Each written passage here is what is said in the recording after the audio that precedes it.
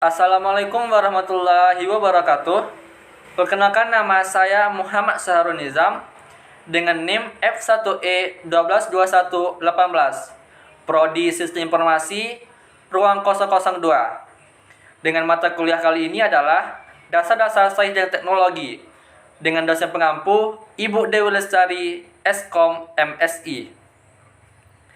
Pada kesempatan kali ini, saya akan membaca ringkasan materi Dasar-Dasar Sains dan Teknologi, yaitu pada materi kelima, materi keenam, dan materi ketujuh. Materi kelima yaitu tentang 4 macam pengetahuan. Materi keenam yaitu tentang sifat kebenaran ilmiah dan presisi. Materi ketujuh yaitu tentang hukum dan teori ilmiah. Materi kelima yaitu 4 macam pengetahuan menurut Baharudin Salam. Macam-macam pengetahuan. Yang pertama ada pengetahuan biasa.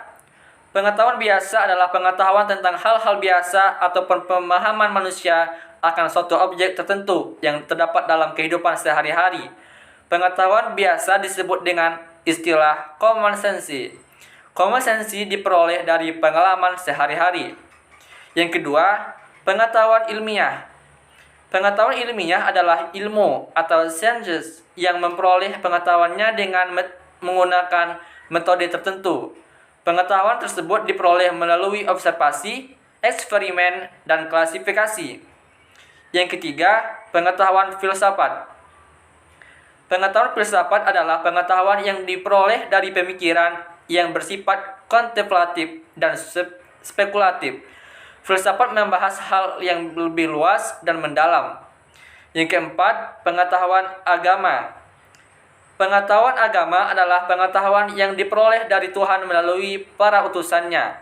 Pengetahuan agama bersifat mutlak dan wajib diyakini oleh para pemeluk agama. Pengetahuan ini berisi ajaran tentang cara berhubungan dengan Tuhan dan dengan sesama manusia, serta informasi mengenai hari akhir. Selanjutnya, pengetahuan dan kesadaran. Pengetahuan adalah informasi yang didapat untuk memperoleh pemahaman, pembelajaran, dan pengalaman. Pengetahuan bisa berasal dari pengetahuan ilmiah dan pengetahuan karena pengalaman.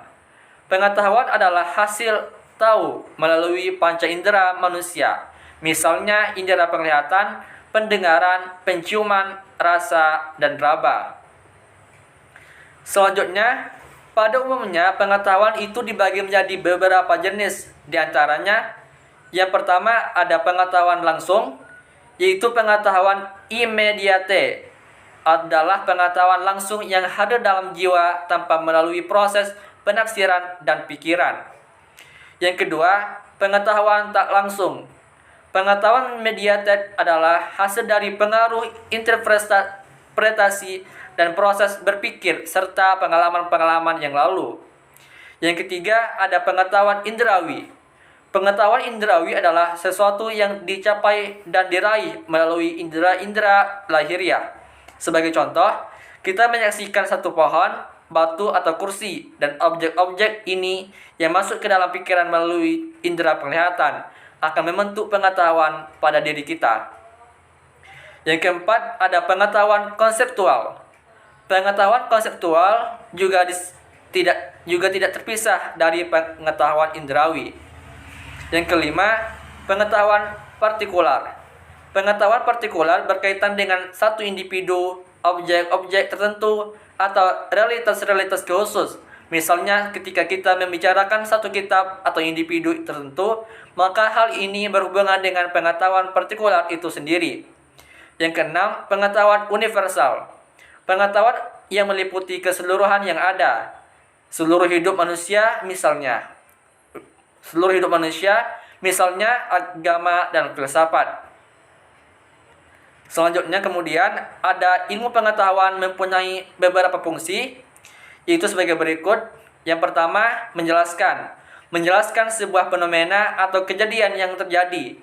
Ada 4 bentuk penjelasan ilmu pengetahuan, yaitu deduktif, probabilistik, fungsional, dan genetik. Yang kedua ada meramalkan. meramalkan atau memprediksi kejadian yang akan terjadi berdasarkan dengan ilmu yang telah diketahui sebelumnya. Yang ketiga, mengendalikan. Mengendalikan keadaan atau peristiwa yang akan atau sedang terjadi. Selanjutnya, kesadaran. Kesadaran adalah suatu tingkat kesiagaan individu pada saat ini terhadap stimulus internal dan eksternal, yaitu terhadap peristiwa-peristiwa lingkungan dan sensasi tubuh, memori, dan pikiran. Dalam pengertian ini, tentu saja adalah kemampuan individu mengadakan hubungan dengan lingkungan serta diri sendiri atau melalui panca indera lainnya, dan mengadakan pembatasan terhadap lingkungan serta diri sendiri atau melalui perhatian. Selanjutnya, ada jenis-jenis kesadaran. Kesadaran pasif yang pertama. Kesadaran pasif bisa diartikan sebagai bentuk kesadaran yang dilakukan makhluk hidup dalam menerima berbagai bentuk stimulus internal dan eksternal. Yang kedua, kesadaran aktif. Kesadaran aktif ialah suatu bentuk kesadaran yang dialami makhluk hidup dalam kehidupannya, yang mana ia selalu mencari, menelaah, dan menyeleksi pandangan yang ada. Selanjutnya, yang kedua, ada fungsi kesadaran. Yang pertama, dapat digunakan dalam membuat keputusan, sehingga seseorang dapat mengambil keputusan pergi atau tidak, bekerja atau tidak, melanjutkan pendidikan ataupun tidak. Selanjutnya, yang kedua, dapat digunakan dalam mengarahkan atau mengendalikan tindakan, merencanakan, memulai dan mengarahkan tindakan. Misalnya, dalam keadaan sadar, seseorang dapat melakukan kegiatan seperti membereskan ruangan, memberi obat, dan sebagainya. Yang ketiga, dapat memantau perilaku, penyesuaian perilaku. Dalam keadaan sadar, seseorang dapat menyiapkan diri bila menghadapi masalah dan mencari jalan keluar terhadap suatu masalah tersebut, atau penyesuaian diri bila lingkungan terasa asing. Yang ketiga, skeptis, subjektif, relatif. Yang pertama ada skeptis. Skeptis merupakan sikap meragukan kebenaran atau menangguhkan persetujuan atau penolakan. Sikap skeptis berasal dari skeptisisme. Istilah skeptisme berasal dari kata Yunani skepotomai yang secara harfiah berarti saya berpikir dengan seksama atau saya lihat dengan teliti. Skeptisisme dapat dibedakan menjadi dua, yaitu yang pertama, skeptisisme mutlak atau universal. Skeptisisme mutlak merupakan sikap yang secara mutlak mengingkari kemungkinan manusia untuk tahu dan memberi dasar pembenaran. Yang kedua, skeptisisme nisbi atau partikular.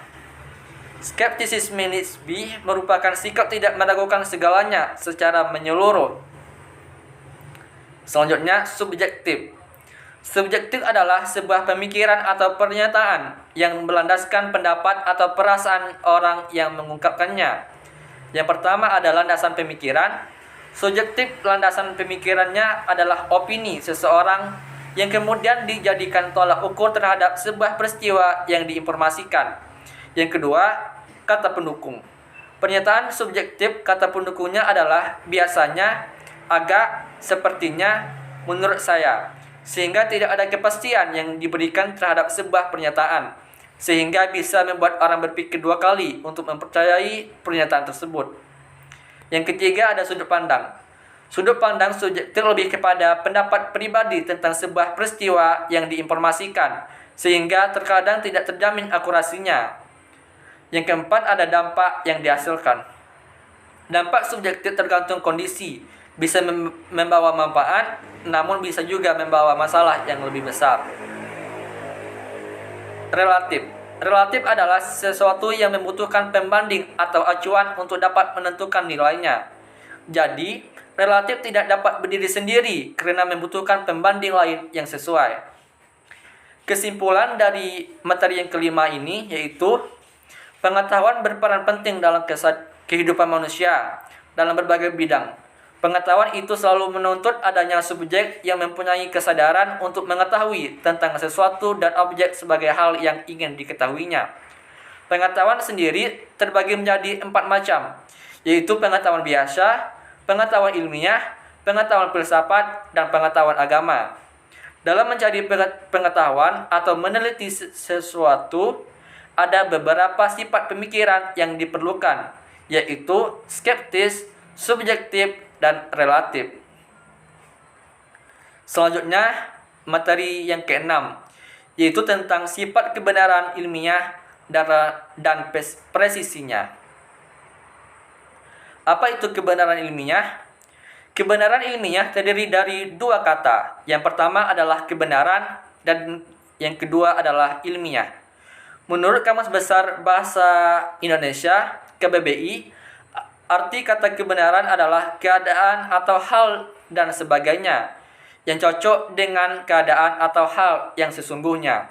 Sedangkan arti kata ilmiah menurut KBBI adalah bersifat ilmu dan arti lainnya dari ilmiah adalah secara ilmu pengetahuan. Sehingga kebenaran ilmiah tidak dapat dipisahkan dari karakteristik yang bersifat ilmiah. Dengan kata lain, suatu pengetahuan disebut ilmiah karena di dalam pengetahuan tersebut terdapat suatu kebenaran yang bersifat ilmiah. Pengetahuan ilmiah bertitik tolak dari kekaguman terhadap pengalaman biasa atau harian. Misalnya saja air jika dipanaskan akan mendidih. Lalu, apakah kebenaran ilmiah dapat dijadikan ilmu? Kebenaran ilmiah dapat dijadikan ilmu jika memenuhi 4 syarat yang terdiri dari objektif, metodologis, universal, dan sistematis. Lalu, bagaimana cara mendapatkan kebenaran ilmiah? Cara mendapatkan kebenaran ilmiah adalah dengan melakukan proses penelitian dan penalaran logika ilmiah. Kebenaran ilmiah ini dapat ditemukan dan diuji dengan pendekatan pragmatis, koresponden, koheren. Lalu selanjutnya, apa saja hal-hal yang harus diperhatikan dalam kebenaran ilmiah? Yaitu yang pertama, kebenaran ilmiah sebagai kebijaksanaan memiliki artian apa yang dianggap benar haruslah bermanfaat, memajukan, dan memiliki nilai positif menjadi prioritas utama. Selanjutnya, tanggung jawab moral dalam kebenaran ilmiah. Kebenaran ilmiah sangat membantu peradaban manusia dari bidang kesehatan hingga teknologi, bahkan juga pada pendidikan. Akan tetapi, tidak sedikit orang yang melencengkan hal-hal tersebut. Pengertian dan teori-teori kebenaran.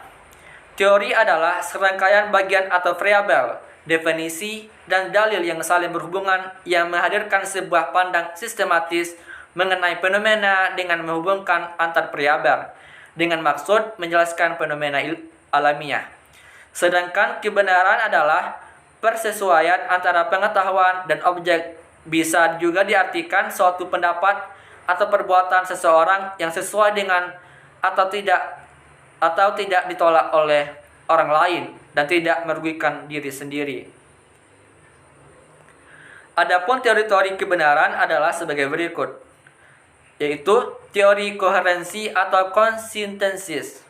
Menurut teori ini, kebenaran adalah keruntutan pernyataan.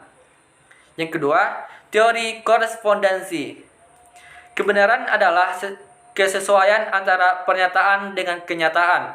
Sesuatu pernyataan dikatakan benar apabila ada bukti empiris yang mendukung. Selanjutnya, teori pragmatis. Menurut teori ini, sesuatu pernyataan atau pemikiran dikatakan benar apabila dapat mendatangkan manfaat atau kegunaan pada banyak orang. Selanjutnya, teori performatif. Teori ini menyatakan bahwa kebenaran diputuskan atau dikemukakan oleh pemegang otoritas tertentu. Teori konsensus.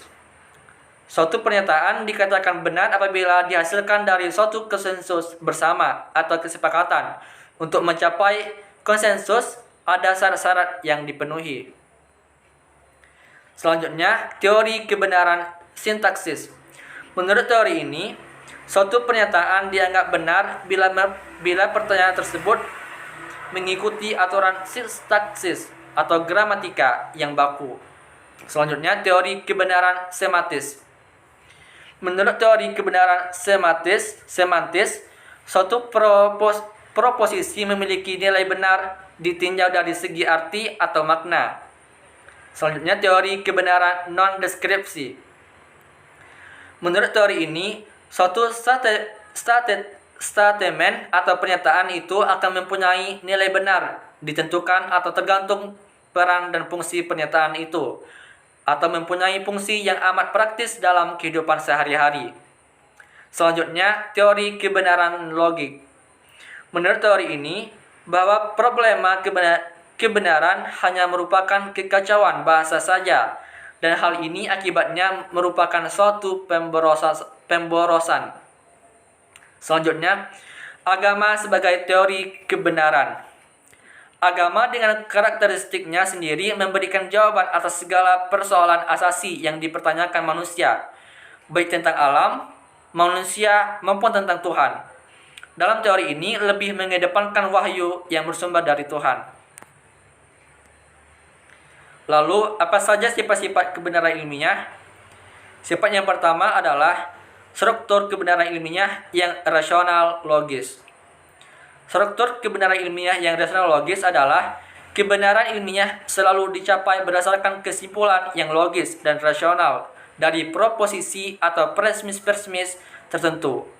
Proposisi ini bisa berupa teori atau hukum ilmiah yang sudah dibuktikan kebenarannya. Proposisi yang menjadi kesimpulan dianggap benar bisa didapat melalui deduksi atau induksi. Yang kedua, sifat empiris dari kebenaran ilmiah. Sifat empiris dari kebenaran ilmiah adalah bagaimanapun juga kebenaran ilmiah perlu diuji dengan kenyataan yang ada. Tidak ada spekulasi dalam ilmu pengetahuan. Spekulasi ada hanya sampai pada tahap tertentu. Spekulasi dapat dibayangkan real atau tidak secara logis, namun perlu dicek kembali secara empiris.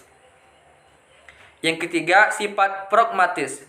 Sifat pragmatis adalah dapat menggabungkan kedua sifat kebenaran, dalam arti kalau sebuah pernyataan dianggap benar secara logis dan empiris, pernyataan tersebut juga harus berguna dalam kehidupan manusia, yaitu memecahkan masalah hidup manusia. Kebenaran suatu pernyataan harus bersifat fungsional dalam kehidupan praktis. Presisi. Presisi dalam KBBI memiliki arti ketepatan dan ketelitian, yang mana sifat kebenaran ilmiah ini harus tepat dan juga teliti, dan sebelumnya sudah melakukan penelitian terkait apa yang akan dicari. Kesimpulan dari materi ke-6 adalah sebagai berikut. Kebenaran ilmiah adalah suatu kebenaran yang ada di dalam sebuah pengetahuan dan dapat dijadikan ilmu dengan memperhatikan kebijaksanaan serta tanggung jawab moral. Ilmu pengetahuan ilmiah berbeda dengan pengetahuan biasa, karena ilmu pengetahuan ilmiah merupakan hasil rangkaian kegiatan yang memang berkualifikasi ilmiah, menyangkut keharusan adanya metode ilmiah, objektif, universal tanpa pamrih, dan harus berguna atau dapat dimanfaatkan. Peran filsafat ilmu sebagai kontrol terhadap ilmu akan lebih memberi arti dan makna kebenaran ilmiah yang dikandungnya dalam menghadapi zaman modern sekarang ini yang kian mengikis nilai-nilai kemanusiaan. Nilai-nilai tersebut harus ditelaah secara filsafah, tidak hanya terbatas yang faktawi dan khusus, tetapi juga yang non-faktawi, bahkan pun lebih. Selanjutnya yaitu materi yang ketujuh, yaitu tentang hukum ilmiah. 1. Hukum dan teori ilmiah. Apa itu hukum ilmiah? Hukum ilmiah adalah perkembangan lebih lanjut dari hipotesis yang mengungkapkan hubungan sebab akibat antara peristiwa yang satu dengan peristiwa yang lainnya. Setiap hukum ilmiah bagaimanapun tetap mengandung unsur hipotesis walaupun bersifat lebih pasti. Selalu saja kebenaran bersifat sementara atau tidak definitif, selalu ada kemungkinan. Apa itu teori ilmiah? Teori ilmiah merupakan sebuah kumpulan pernyataan yang saling berhubungan dan didukung dengan baik, menjelaskan berbagai pengamatan dan dapat digunakan untuk membuat prediksi yang dapat diuji. Teori ilmiah menjelaskan suatu kerangka koheren yang sesuai dengan data pengamatan. Definisi ilmiah kata teori berbeda dengan pengertian kata teori secara umum. Secara umum, teori dapat berarti konjektur, opini atau spekulasi yang tidak mempunyai dasar-dasar fakta maupun prediksi yang dapat diuji kebenarannya. Ciri-ciri teori ilmiah. Bill Norton Smith telah mengidentifikasikan 8 ciri-ciri teori ilmiah yang mampu digunakan untuk memberikan penjelasan dengan baik, yaitu yang pertama, observation nesting, yang kedua, fertility, yang ketiga, track record, yang keempat, inter-theory support, yang kelima, smartness, dan yang keenam, internal consistency, yang ketujuh, compatibility with what metaphysical belief, dan yang terakhir adalah simplicity. 2. Terbentuknya hukum ilmiah. Proses terbentuknya hukum ilmiah. Sifat hukum ilmiah atau ilmu alam yaitu yang pertama bersifat netral, yang kedua bersifat universal, dan yang ketiga bersifat lebih pasti. Dilihat melalui garis historis, hukum sains dapat dipahami berdasarkan suatu percobaan secara ilmiah. Tetapi dalam hal kepastiannya, hukum tidak sama dengan hipotesis. Hipotesis merupakan langkah menuju dirumuskannya teori dan hukum. Tahap merumuskan hipotesis juga mengacu pada hukum lain yang sedang berlaku saat ini.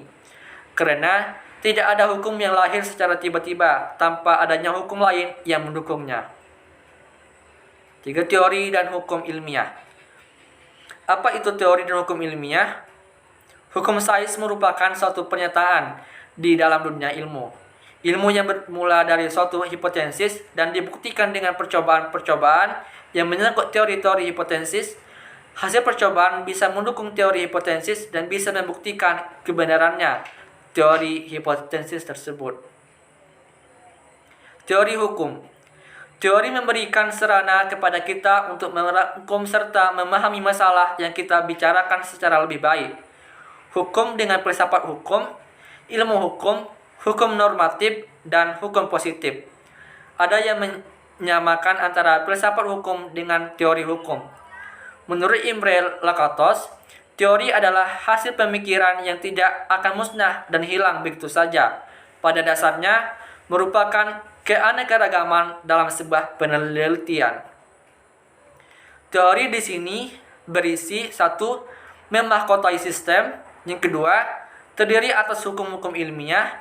Yang ketiga, pernyataan-pernyataan umum yang memuat hubungan antara fakta dan gejala. Dan yang keempat, berfungsi untuk bereksplanasi, prediksi, dan pemahaman terhadap berbagai fakta dan gejala. Apabila kita menginginkan hal besar terjadi di hidup kita, maka kita juga harus siap untuk melakukan perjuangan yang lebih besar juga. Nikmatilah setiap prosesnya dan terus berjalan maju ke depan. 02 Pejuang. Seandainya ada kata-kata saya yang salah, saya mohon maaf yang sebesar-besarnya. Jika ada pertanyaan, silakan langsung menghubungi saya melalui media sosial saya yang tertera di layar ini. Dan semoga materi presentasi saya kali ini dapat bermanfaat dan dapat menambah ilmu pengetahuan kita sekalian. Hidup kesepian tanpa kekasih. Cukup sekian dan terima kasih. Assalamualaikum warahmatullahi wabarakatuh.